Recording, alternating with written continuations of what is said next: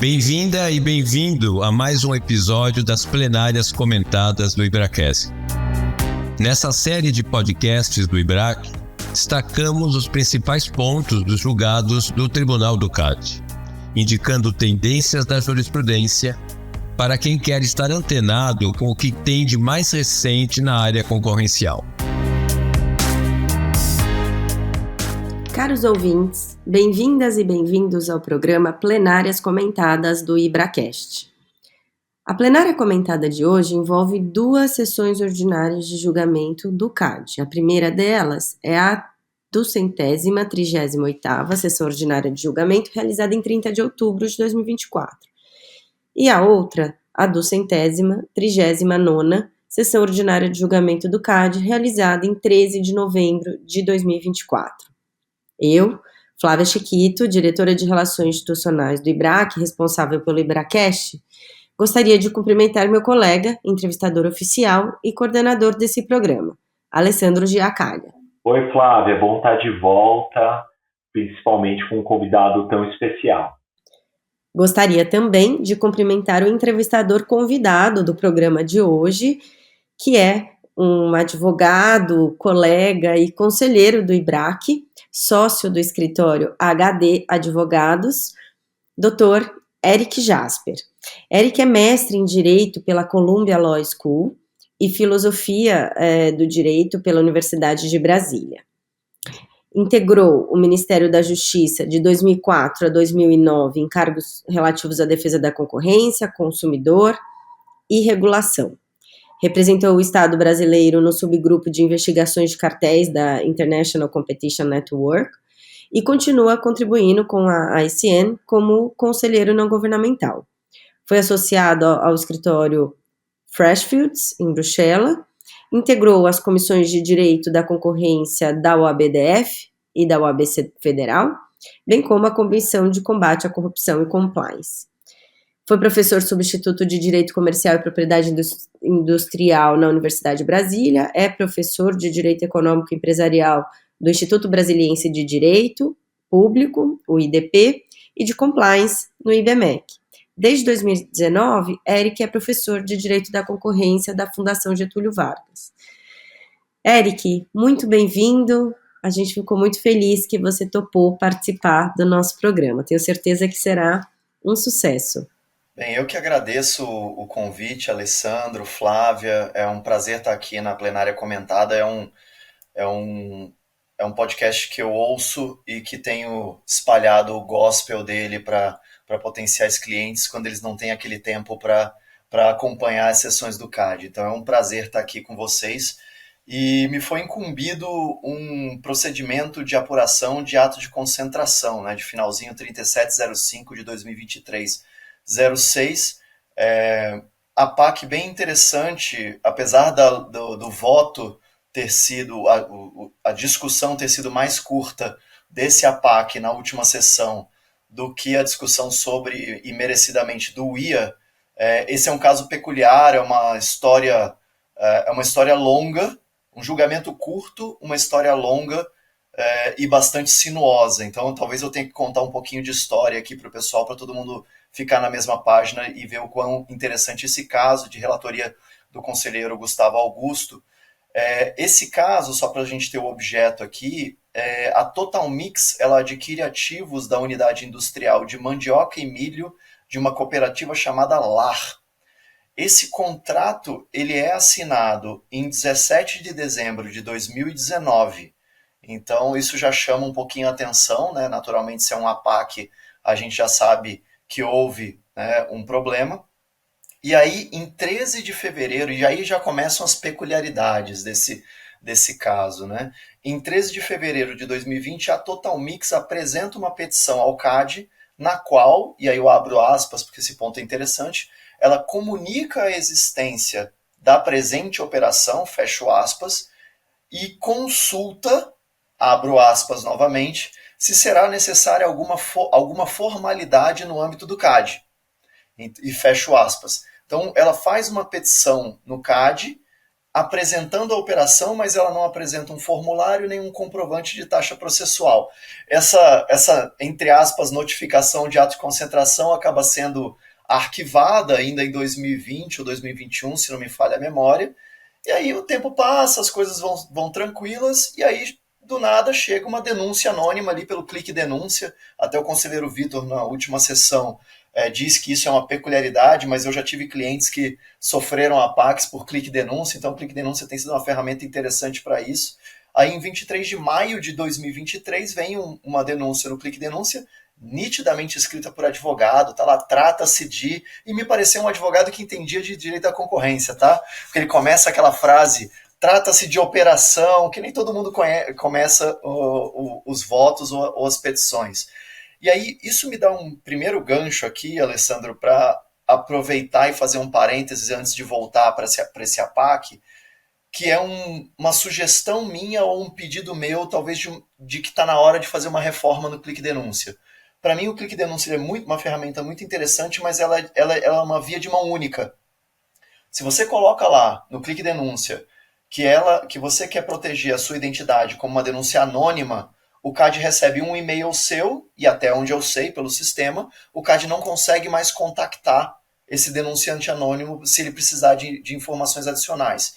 E algumas autoridades internacionais, se eu não estou enganado, Nova Zelândia, CMA na Inglaterra, eles têm um software, e é um software, como diria o americano, off the shelf, é um software que é vendido, não precisa desenvolver esse software, que permite um denunciante anônimo que a autoridade não tem conhecimento de quem é, continue se comunicando com a autoridade. Então ele ganha um número, alguma coisa assim, e a autoridade troca informações por meio de uma plataforma terceira, uma plataforma diferente, e isso dá a segurança para o denunciante anônimo continuar contribuindo com a investigação. Então eu queria aproveitar, já que até o conselheiro Vitor falou que essa é uma peculiaridade desse caso, para dar a sugestão aí para o CAD para que ele faça uma reforma do Clique Denúncia, que já é uma ferramenta interessante, mas que eu acho que ela merece um upgrade, uma versão 2.0 para aumentar a eficácia dela. Bem, dito isso, depois dessa denúncia anônima, a Superintendência Geral ela instaura o APAC e entende que a aquisição de ativos, nesse caso eram ativos, era de notificação obrigatória. E aí a Total Mix e a LAR, elas argumentam que a 12.529 não exige notificação de ativos. Eles começam a estratégia deles dizendo que a aquisição de ativos não é de notificação obrigatória. Esse é um ponto interessante. Tá? A gente sabe que os precedentes do CAD são claros, de que a notificação é obrigatória de ativos se eles forem operacionais, essenciais à atividade econômica das partes, principalmente do comprador, ou representem acréscimo de capacidade produtiva. A gente conhece esses precedentes do CAD. Mas se a gente for ler o artigo 90, e aí aqui talvez eu esteja trazendo um pouquinho de polêmica, o artigo 90 da lei, no inciso 2º, ele fala o seguinte, para efeitos do artigo 88 dessa lei, realiza-se um ato de concentração quando uma ou mais empresas adquirem, aí agora apaga todo aquele aposto que tem no meio, e aí fala por compra ou ativos, o que ele está adquirindo? O controle ou partes de uma ou outras empresas. Então a discussão aqui é, poxa, eu não estou adquirindo cota de empresa. E aí meu viés de algum dia eu fui professor de direito comercial. Eu estou velho assim, tá, Alessandro? Na minha época era direito comercial, hoje em dia se chama direito empresarial. E é muito engraçado que a própria lei ela confunde o conceito de empresa com empresário, A gente sabe que empresa é a atividade. Empresário, a atividade econômica organizada, o Fábio Ulloa vai te dizer, por exemplo. E o empresário, ele é o sujeito de direitos, que pode ser pessoa física ou pode ser pessoa jurídica. Então, o que a lei quis dizer, na verdade, para efeitos dessa lei, um ou mais empresários adquirem cotas de empresa. Será que foi isso que a lei disse?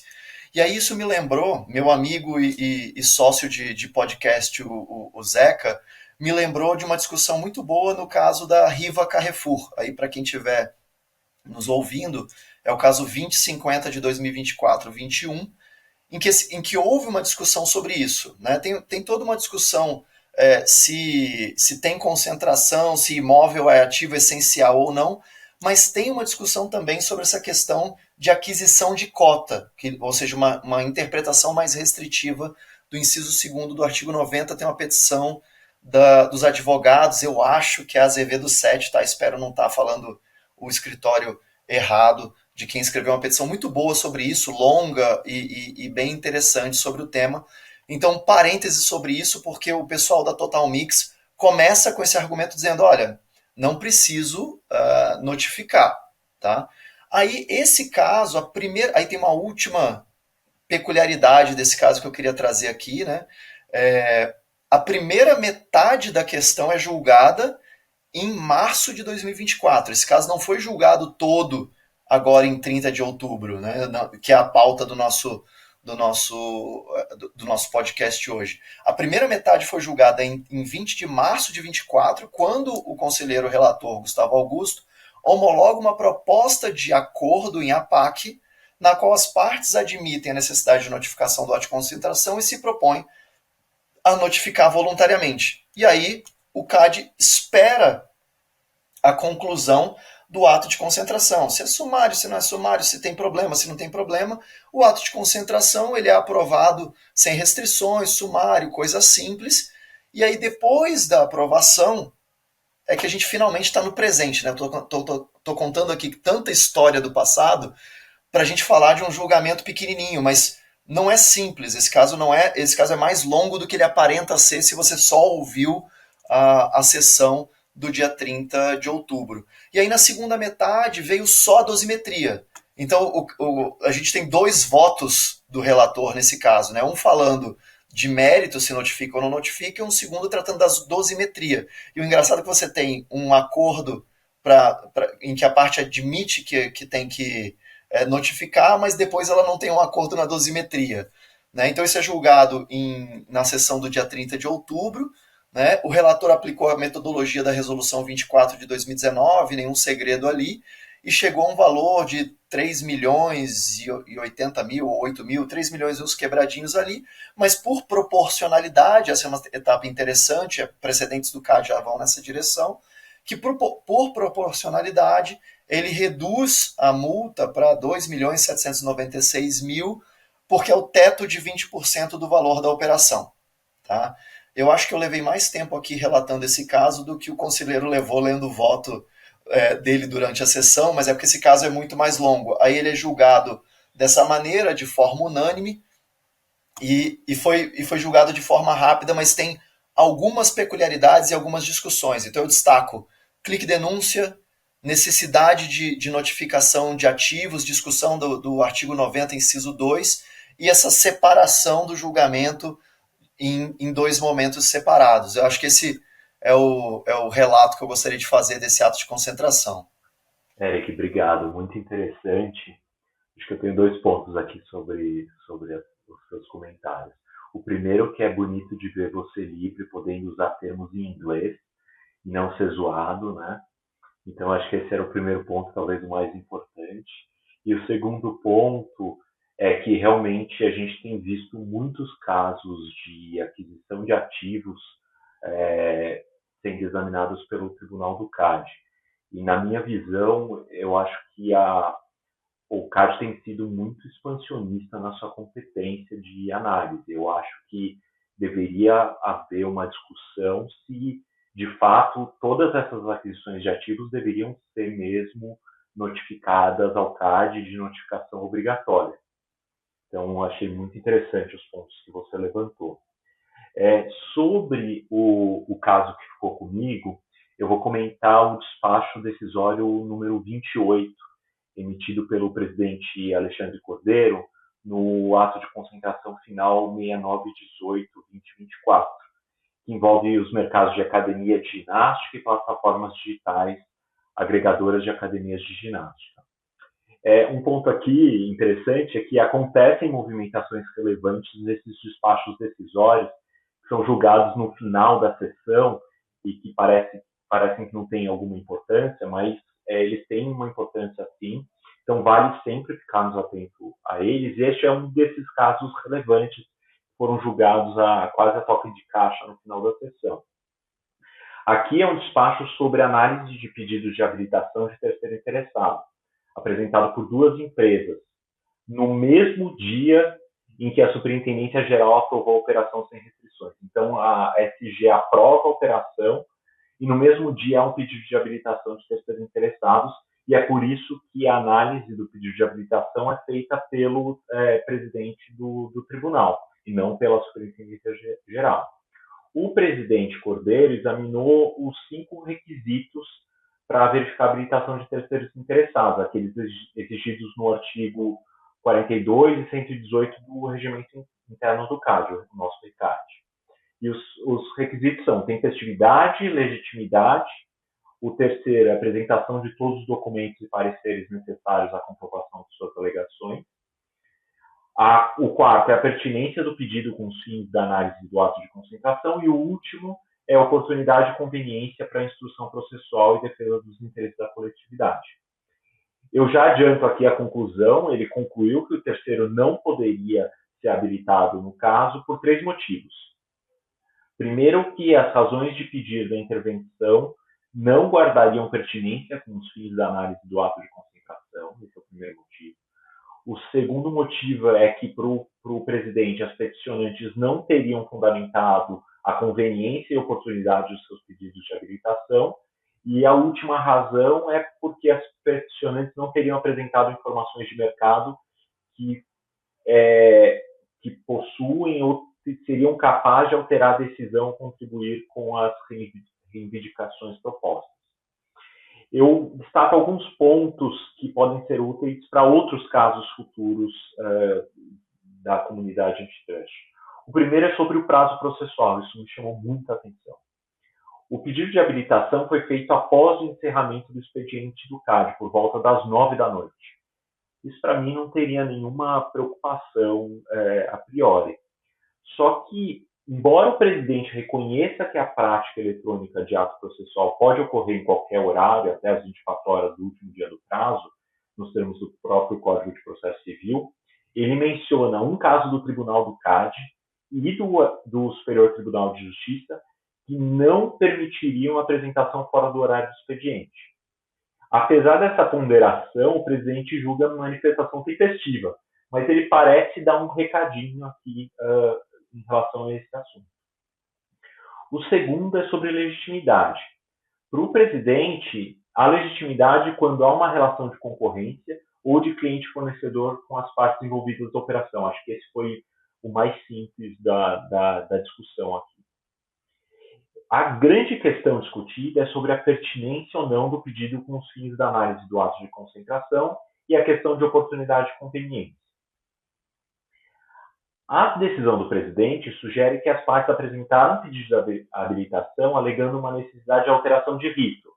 Estava no rito sumário, deveria ser examinado no rito ordinário, e na necessidade do exame da operação sob uma definição de mercado relevante diferente daquela que foi proposta pelas partes, pelas requerentes e analisadas pela Superintendência Geral. O presidente indicou, em primeiro lugar, que a análise foi feita pelo rito ordinário, então houve uma conversão da SG de sumário para ordinário, embora o caso tenha sido analisado muito rápido, com em volta de 30 dias, mas formalmente ele foi examinado no rito ordinário, e que a definição examinada pela Superintendência Geral está em linha com os precedentes do CAD, inclusive precedentes que envolvem o próprio terceiro interessado. Então, o presidente entendeu que o pedido dos terceiros teria um elevado caráter especulativo, não trazendo dados que modificariam a análise feita.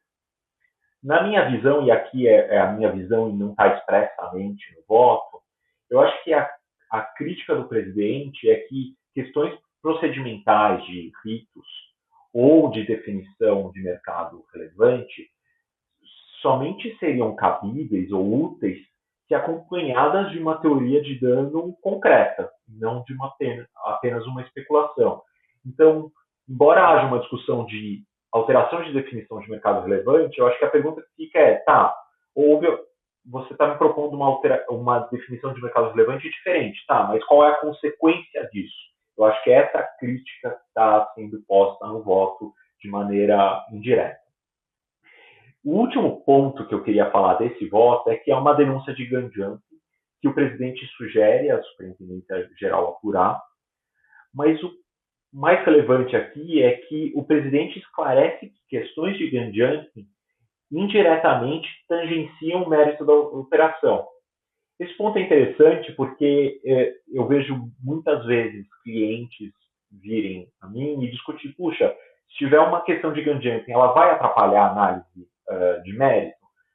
Aqui me parece haver uma sugestão que não, que são coisas separadas, elas tangenciam o mérito, mas não afetam o mérito propriamente dito. Então, acho que eram esses pontos que eu queria trazer sobre este caso. Eric, acho que você tem um comentário. Não, queria comentar aqui, Alessandro, eu sou da época da multa por intempestividade, né, Lei 8884, né, então 15 dias úteis após a consumação do ato de concentração, e aí quando você foi falando da questão do horário de protocolo eletrônico, me lembrei da minha época de subir 4, 5 lances de escada no Ministério da Justiça, com 3 vias de ato de concentração até às 6 horas da tarde, para não tomar uma multa de um dia para o outro. Então é muito. Eu tive um flashback aqui ou como diria, aproveitando que eu posso falar inglês aqui e não pegar o meu prêmio Francisquini do VA, né? Eu tive um senior moment aqui e lembrei dessa parte. Mas sobre o terceiro interessado, eu sou um fã dessa ferramenta, tá? Talvez porque eu seja um escritório menor, então é mais fácil para mim ficar tentando jogar pedra na vidraça dos escritórios grandes, mas ao mesmo tempo eu entendo que o CAD faz um trabalho interessante de aumentar o sarrafo da exigência do que você tem que apresentar para você de fato tacar essa pedra na vidraça do outro, né? Então, quando a gente entra nesse tipo de caso, a gente fala muito claramente para o cliente, assim, olha, eu tenho que apresentar o corpo estendido no chão, assim, não é só cavar uma falta fora da área, eu tenho que me jogar, rolar, que nem o Neymar, dentro da pequena área para que mostre a gravidade, né? Que é um pouco do que você disse, que é uma teoria clara de dano. É isso que você tem que fazer. Você tem que se colocar na posição de quem está contribuindo com o trabalho do CAD, que é, no final das contas, em última análise, uma defesa da concorrência e do consumidor final. Então você tem que fazer isso. Não adianta vir só com questões procedimentais. Pode vir com questão procedimental, mas não pode ser só isso. Esse não pode ser o coração do seu trabalho. Então, bons pontos que você levantou, Alessandro. Só queria comentar isso rapidinho. É isso aí. Eu também sofri um pouco com esses protocolos e lembro que todo Natal eu agradecia ao time de protocolo lá que dava um jeito de ajudar a gente naqueles protocolos de última hora que a gente montava os binders ali no protocolo mesmo. Então, realmente deu um flashback bacana esse caso. Eric, agora a gente tem também um caso que foi julgado na seção 239, que era um ato de concentração. Se você puder comentar esse caso, e ele também envolve um terceiro interessado. Né? Claro, não, pode deixar comigo, Alessandro. Esse caso, ele tem uma peculiaridade, que se a gente escolher, a gente tem 2 caminhos para escolher como comentar esse caso aqui, né? O primeiro caminho é falar, deixa eu falar sobre questões verticais e mérito, o outro caminho é entender procedimentalmente e processualmente o que aconteceu com ele. Como esse caso, eu vou dar um spoiler do final aqui, né, foi arquivado sem julgamento de mérito, eu escolhi ir pelo caminho mais procedimental, mas eu convido as pessoas a analisarem esse caso sob a ótica do mérito, porque o próprio conselheiro relator faz esse destaque. Mas deixa eu voltar para o início aqui. Ele é o ato de concentração de final 7656-2023-72. É uma operação de aquisição de controle por um conjunto de Unimedes de Minas Gerais da Fundação Ouro Branco, que é uma fundação constituída pela Gerdau para prestar serviço de saúde. Então, basicamente, a gente está falando aqui de OPS e hospital, né? Em síntese, a operação é essa. Então, um mercado bastante delicado sob o ponto de vista de relações verticais. É um mercado com todos os tipos de falhas nessas relações todas, e que a gente vê um movimento de verticalização justamente para tentar melhorar essas falhas. Esse ato de concentração ele foi notificado em novembro de 2023, ele tramitou por quase 330 dias no CAD, o que não é algo comum, né, teve a vida admitida como terceira interessada, nesse caso, está um pouco diferente da discussão que a gente acabou de trazer no despacho que você mencionou, Alessandro. E aí, outra raridade também, né, que a gente tem um parecer da Superintendência Geral em maio desse ano pela impugnação e reprovação do ato de concentração diante de problemas e estruturas de incentivo decorrentes dessas relações verticais que foram analisadas profundamente tanto pela Superintendência Geral do CAD quanto o DEE. Mas, como eu prometi no início, eu não vou me alongar sobre o mérito dessa questão, né? E aí, quando esse caso vai para o tribunal, ele é distribuído para o conselheiro Diogo Thomson, e o conselheiro Diogo passa outubro e novembro, de acordo com ele mesmo, negociando um potencial acordo, um ACC, que não se concretiza. Então, quando esse acordo não se concretiza, o caso é pautado, mas um pouco antes desse caso ser pautado, não tenho aqui de cabeça a data, as partes protocolam a petição e pedem a perda de objeto desse caso e o não julgamento do seu mérito. E aí aqui, correndo o risco de ser polêmico mais uma vez, a gente vê um nítido incômodo, né, do conselheiro nessa situação, porque ele destaca na leitura do voto, e está no voto também, que embora os requerentes tenham informado que a desistência não teria relação com a análise do CAD, o processo de negociação do ACC buscava aumentar, eu estou usando aqui, parafraseando um pouquinho as palavras do conselheiro, o ACC buscava aumentar os custos e entraves a condutas anticompetitivas, e aí essa palavra é dele, perpetráveis, até difícil de falar, por meio do processo de concentração. E aí ele comenta que se essa análise, né, e essa negociação de ACC teria contribuído para a desistência da operação, algo que ele só conseguiria especular, a palavra dele, isso refletiria a eficácia da proposta de negociação. Então ele faz esse comentário no despacho, destaca a quantidade de recursos públicos dispendidos nessa análise e pede a nós, advogados e empresários, talvez, que esse tipo de situação se torne uma exceção. Então tem um primeiro recado aqui muito, muito forte do conselheiro nessa direção.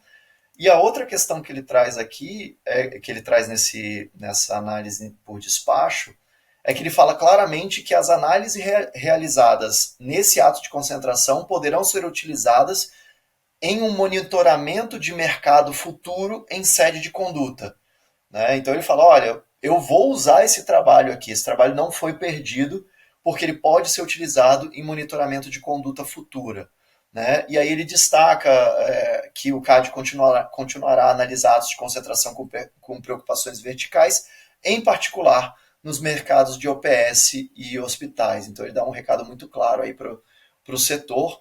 Ainda assim, unanimemente, o caso é arquivado sem julgamento do mérito na sessão mais recente. Alessandro, esse seria, eu acho, o destaque principal. Obrigado, Eric. Aqui, passando para os anúncios, eu não vou anunciar nenhum evento do IBRAC, mas eu só quero ressaltar que o Seminário Internacional foi um sucesso.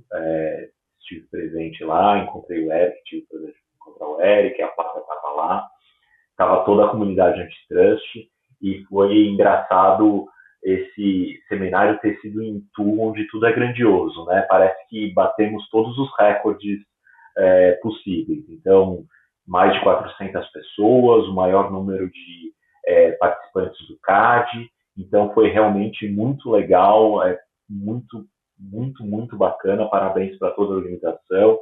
Em nome do presidente do IBRAC, o René Medrado, foi realmente muito bacana, discussões muito interessantes. E, Eric, aproveitando, agradeço muito por você ter aceitado o convite. Foi muito bacana você ter vindo. Eu não vou fazer jabá para Vantagem Auferida, se quiser você que faz. Não, estou brincando, realmente o podcast de vocês é muito bom, eu ouço com frequência e dou muita risada. Vocês são muito bons em passar a mensagem de uma maneira leve e descontraída. Obrigado de novo por ter aceitado o convite desse nosso podcast, que é um pouco mais sério. Pois é, cara, eu acho que o erro do Ibrac foi ter me convidado para participar aqui, porque eu vou ter que dar uma zoada no final, né? Porque de fato o seminário foi maravilhoso, parabéns a toda a equipe. Eu organizei um congresso aqui no IDP recentemente, agora em novembro, e eu estou tentando nunca mais fazer isso, é uma experiência terrível organizar. Então, parabéns para o Renê, para a Dora, para todo mundo que botou isso de pé. Mas eu tenho que fazer o destaque aqui da palestra do Cafu, né? Eu não sei quanto que o Ibrac pagou para o Cafu dar a palestra dele lá no Ibracão. Então, para quem não foi, perdeu a palestra do nosso capitão. E também fazer um destaque para o Parmegiana do Bar do Alemão também, que foi frequentado por vários de nós. Então, Alessandro, eu acho que o erro foi da plenária comentada de ter trazido alguém do VA. Eu acho que agora, nunca mais, a plenária comentada chama alguém do VA aqui, porque a gente vai fazer alguma bagunça, cara. Mas, brincadeiras à parte, obrigado pelo convite, é sempre um prazer aqui estar falando com o Ibrac. Eric, obrigada novamente por ter participado hoje do nosso episódio da plenária comentada. É sempre muito bom ter comentadores tão precisos como você. Tenho certeza que você contribuiu bastante para os nossos ouvintes. Até a próxima. Obrigado por nos acompanhar. Não perca o próximo episódio seguindo o calendário das sessões de julgamento do Tribunal do CAD. Até breve.